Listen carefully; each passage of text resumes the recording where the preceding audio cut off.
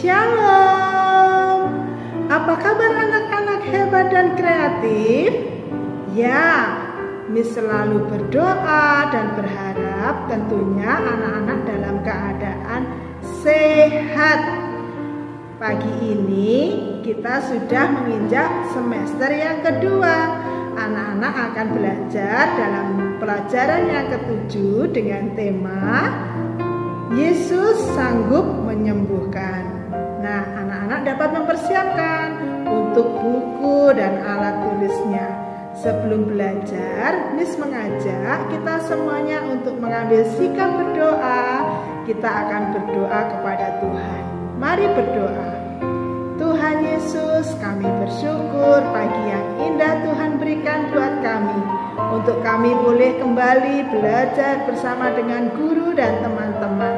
Berkatilah Tuhan supaya kami dapat mengerti dan memahami pelajaran yang disampaikan oleh guru kami. Terima kasih Tuhan Yesus, kami sudah berdoa. Amin. Ya, anak-anak, hari ini kita akan mendengarkan cerita Tuhan Yesus menyembuhkan seorang yang buta sehingga dapat melihat lagi. Adapun tujuan pembelajaran kita, yang pertama, siswa dapat menunjukkan hidup yang bergantung kepada Tuhan. 2. Siswa menyadari manusia memiliki keterbatasan. Simak video berikut dengan baik ya.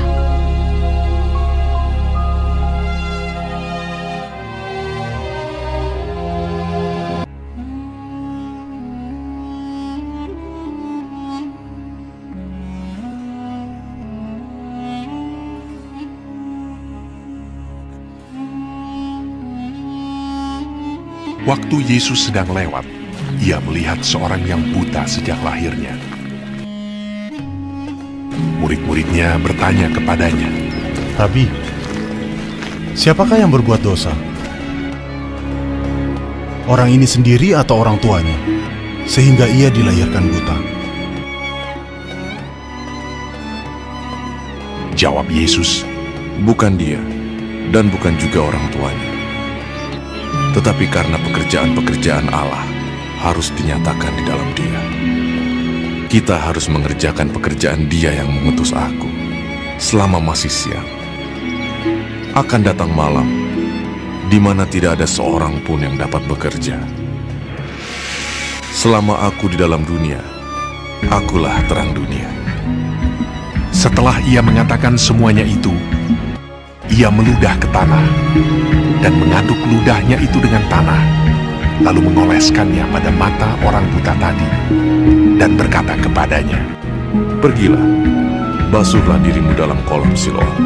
Siloam artinya yang diutus. Maka pergilah orang itu, ia membasuh dirinya. "Aku dapat melihat,"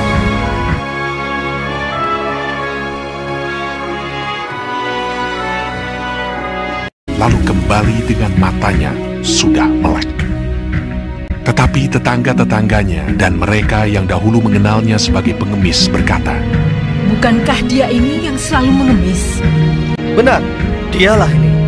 "Bukan, tetapi dia serupa dengan dia."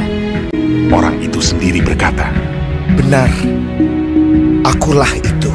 Karena orang Farisi pun bertanya kepadanya, bagaimana matanya menjadi melek. Jawabnya, "Ia mengoleskan adukan tanah pada mataku. Lalu aku membasuh diriku, dan sekarang aku dapat melihat." Ia adalah seorang nabi. Dari dahulu sampai sekarang tidak pernah terdengar bahwa ada orang yang memelekkan mata orang yang lahir buta. Jikalau orang itu tidak datang dari Allah, ia tidak dapat berbuat apa-apa. maka kata sebagian orang-orang Farisi itu, "Orang ini tidak datang dari Allah, sebab ia tidak memelihara hari Sabat." Bagaimanakah seorang berdosa dapat membuat mukjizat yang demikian? Maka timbullah pertentangan di antara mereka. Lalu mereka mengusir dia keluar. Yesus mendengar bahwa ia telah diusir keluar oleh mereka. Kemudian ia bertemu dengan dia dan berkata, percayakah engkau kepada Anak Manusia? Jawabnya, Siapakah dia, Tuhan? Supaya aku percaya kepadanya. kata Yesus kepadanya, Engkau bukan saja melihat dia, tetapi dia yang sedang berkata-kata dengan engkau.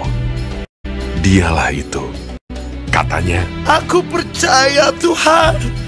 lalu ia sujud menyembahnya.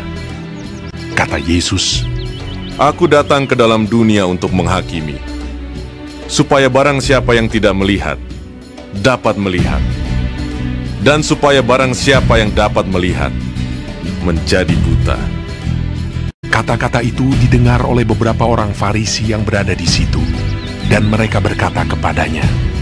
Apakah itu berarti bahwa kami juga buta? Jawab Yesus kepada mereka, Sekiranya kamu buta, kamu tidak berdosa. Tetapi karena kamu berkata kami melihat, maka tetaplah dosamu.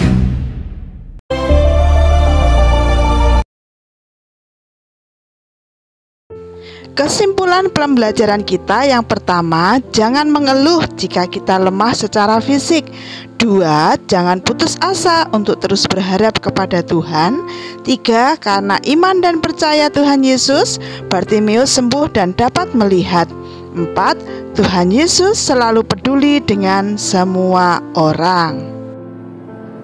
Demikian untuk pembelajaran kita hari ini. Sebelum mengakhiri kelas, mari kita akan mengambil sikap berdoa mengucap syukur kepada Tuhan. Mari berdoa.